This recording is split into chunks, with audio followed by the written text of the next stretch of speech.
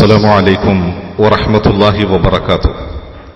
الحمد لله رب العالمين والصلاة والسلام على خاتم الأنبياء والمرسلين نبينا محمد وعلى آله وصحبه أجمعين ومن سار على نهجه واستنى بسنته إلى يوم الدين. أما بعد. പ്രിയമുള്ള സഹോദരീ സഹോദരന്മാരെ, അന്ത്യപ്രവാചകനായ മുഹമ്മദ് നബി സല്ലല്ലാഹു അലൈഹി വസല്ലമ വിശുദ്ധമായ മക്കയിൽ ജനിക്കുകയും 40 വയസ്സ് പൂർത്തിയായപ്പോൾ പ്രവാചകന് ലോകരക്ഷിതാവിങ്കൽ നിന്നുള്ള വെളിപാടുകൾ ഉണ്ടായിത്തീരുകയും ചെയ്യുന്നു. തുടർന്ന് പ്രവാചകൻ സല്ലല്ലാഹു അലൈഹി വസല്ലമ തങ്ങൾക്കെതിരിൽ ഒളിഞ്ഞും തെളിഞ്ഞും അക്രമങ്ങളുണ്ടായി.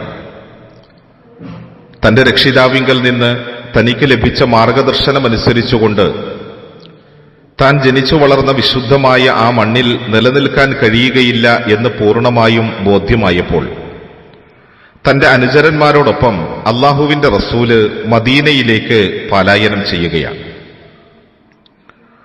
മദീന എന്ന വിശുദ്ധമായ ആ ഭൂമി പ്രവാചകനെയും അനുചരന്മാരെയും ചേർത്തു പിടിച്ചു. മദീനയിലേക്ക് എത്തിയ റസൂലുള്ളാഹി സല്ലല്ലാഹു അലൈഹി വസല്ലമ തങ്ങൾ ആദ്യമായി ചെയ്തത് 2 കാര്യങ്ങളാണ്.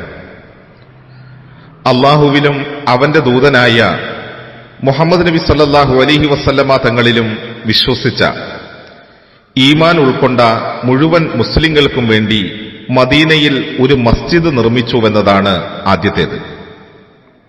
മറ്റൊന്ന്, മദീനയിലെ പ്രബലമായ 2 ഗോത്രങ്ങളായിരുന്നു ഔസും ഖസ്റജും. ഈ 2 ഗോത്രങ്ങൾക്കിടയിൽ നിസ്സാരമായ കാരണങ്ങളുടെ പേരിൽ വർഷങ്ങളോളം നീണ്ടു നിൽക്കുന്ന യുദ്ധങ്ങളും വൈര്യങ്ങളുമെല്ലാം സർവ്വസാധാരണമായിരുന്നു.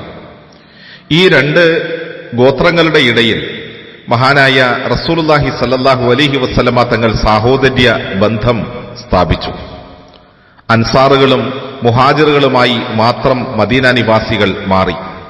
മക്കയിൽ നിന്ന് മദീനയിലേക്ക് വന്നവരും മദീന നിവാസികളുമായിരുന്ന ആളുകൾ, ഈ 2 വിഭാഗം, അവർക്കിടയിലെല്ലാം സാഹോദര്യം അല്ലാഹുവിന്റെ പ്രവാചകൻ ഊട്ടിയുറപ്പിച്ചു. നാം യഥാർത്ഥത്തിൽ പരിശോധിക്കുമ്പോൾ ഈ 2 കാര്യങ്ങളുടെയും അകംപൊരുൾ ഒന്നാണ് എന്ന് നമ്മൾക്ക് കാണാം. അല്ലാഹുവിൽ വിശ്വസിക്കുന്ന, അവന്റെ റസൂലിൽ വിശ്വസിക്കുന്ന, ഈ ലോകത്തിന് ഒരു അന്ത്യമുണ്ട് എന്നും വരാനിരിക്കുന്ന പരലോകം അത് യാഥാർത്ഥ്യമാണ് എന്നും വിശ്വസിക്കുന്ന മുഴുവൻ മുസ്ലിങ്ങളും ഒരേ ആദർശത്തിന്റെ ചങ്ങലക്കണ്ണിയും സഹോദരങ്ങളുമാണ്. അവരെ ഒട്ടിച്ചു നിർത്തുന്ന ആ ഒരു കാര്യം കേവലം ജന്മരക്തമോ അല്ലെങ്കിൽ കുടുംബപരമായ മാഹാത്മ്യമോ അല്ലെങ്കിൽ വിവാഹമോ അതൊന്നുമല്ല. മറിച്ച് ലോകരക്ഷിതാവായ അല്ലാഹുവിന്റെ ഏകത്വം അംഗീകരിച്ചതിലുള്ള ഈമാനാണ്. അത് കഴിഞ്ഞിട്ടേ രക്തബന്ധമുള്ളൂ, വിവാഹബന്ധമുള്ളൂ, അതിനെല്ലാം സ്ഥാനം വരുന്നുള്ളൂ. അവരുടെ സാഹോദര്യത്തിന്റെയും സ്നേഹത്തിന്റെയും ഒരു മേഖലയായി മഹാനായ റസൂലുള്ളാഹി സല്ലല്ലാഹു അലൈഹി വസല്ലമ തങ്ങൾ സ്ഥാപിച്ച പരിശുദ്ധമായ മസ്ജിദുൻ നബവി മാറുകയാണ്. അതെ, മുസ്ലിമീങ്ങൾ ഒരേ എടുപ്പിന്റെ ശിലകളെന്ന പോലെ ഇഴചേർന്ന് കഴിയേണ്ടവരാണെന്നും പരസ്പരം സഹോദരന്മാരാണെന്നും അവർക്കിടയിൽ അടിസ്ഥാനപരമായ ചില ബാധ്യതകളുണ്ടെന്നും മഹാനായ നബി സല്ലല്ലാഹു അലൈഹി വസല്ലമ തങ്ങൾ അവരെ പഠിപ്പിച്ചത് പരിശുദ്ധമായ മദീനയിലെ മസ്ജിദിൽ വെച്ചുകൊണ്ടാണ്.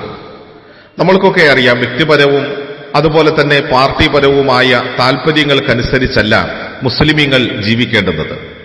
ദുനിയാവിൽ പല നിലയിലുമുള്ളതായ താൽപര്യങ്ങൾ മനുഷ്യരുടെ മുന്നിലുണ്ടാകും.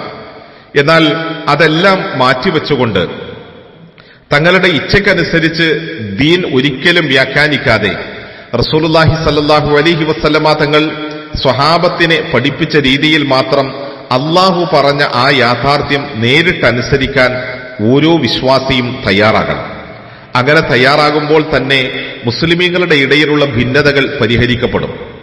സമുദായത്തിന്റെ ഐക്യത്തിനും ഒരുമയ്ക്കുമെല്ലാം വിഘാതമായി നമ്മളുടെ ഇടയിൽ നിലനിൽക്കുന്ന എല്ലാ മറകളും അതോടുകൂടി ഇല്ലാതായിത്തീരും.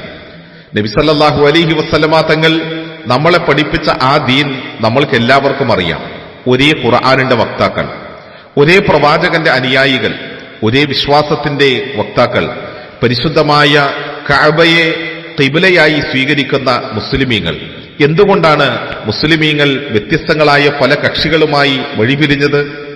ഓരോ ആളുകളും അവരുടെ പക്കലുള്ളതായ ചില കാര്യങ്ങൾ അവരുടെ നേതാക്കന്മാർ അവരുടെ അണികളെ ഇളക്കിവിടുകയും അതിലൂടെ മുസ്ലിം സമുദായത്തെ ഭിന്നിപ്പിക്കുകയുമാണ് ചെയ്തത്.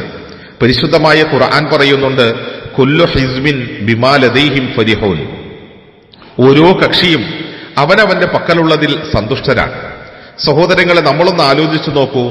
അള്ളാഹുവിന്റെ റസൂൽ സല്ലല്ലാഹു അലൈഹി വസല്ലമ തങ്ങൾ നമ്മളെ പഠിപ്പിച്ച ദീൻ, അള്ളാഹുവിന്റെ വിശുദ്ധമായ ദീൻ നമ്മൾ കൃത്യമായ നിലയിൽ ഉൾക്കൊള്ളാൻ തയ്യാറാകുക തന്നെ ചെയ്യേണ്ടതുണ്ട്.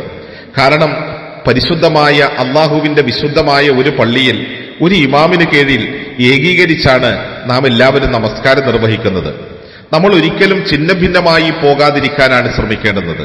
ഭിന്നത ഒഴിവാക്കാൻ വളരെ കർശനമായ നിർദ്ദേശങ്ങളല്ലേ അല്ലാഹു തആല അവന്റെ കിതാബിലൂടെ നമ്മൾക്ക് നൽകിയിട്ടുള്ളത്?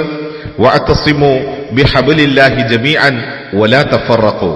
നിങ്ങളെല്ലാവരും ഒന്നായി അള്ളാഹുവിന്റെ വിശുദ്ധമായ പാശത്തെ മുറുകെ പിടിക്കുക, ഒരിക്കലും നിങ്ങൾ ഭിന്നിക്കരുത് എന്ന്.